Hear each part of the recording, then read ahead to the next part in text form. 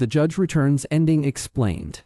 Did Shin Jin's crimes and secrets come out? The Judge Returns ending explained.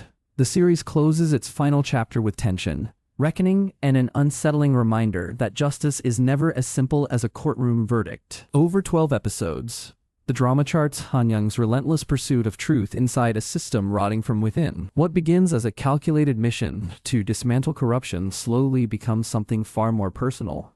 By the finale, the stakes are no longer just political. They are moral, emotional, and deeply human. The final trial becomes the emotional and thematic climax of the series. Shin Jin requests a live broadcast, a calculated move that reveals his true nature. He does not seek sympathy. He seeks an audience. In his defense, he argues that every crime he committed was a necessary sacrifice for the greater good. According to him, order required manipulation. Stability required blood. Corruption, in his view, was a tool rather than a flaw. This is where the drama sharpens its moral blade. Han Young rejects that reasoning outright. He counters that Shin Jin's ideology would only lead to famine, inequality, and endless cycles of crime. Where Shin Jin sees sacrifice, Han Young sees exploitation. Where Shin Jin claims foresight, Han Young sees arrogance. The clash between them is not just prosecutor versus criminal. It is justice versus control.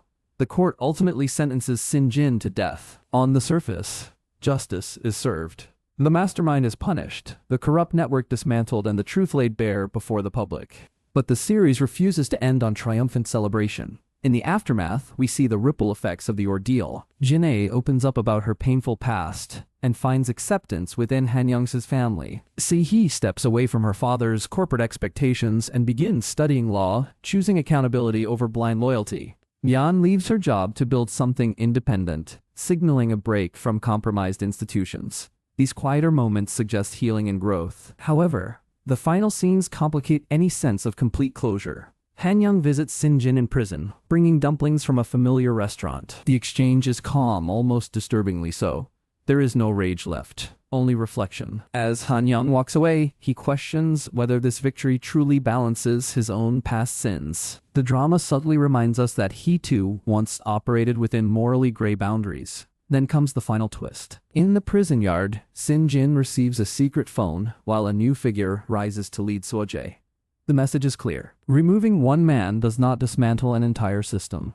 Power reshapes itself. Corruption mutates.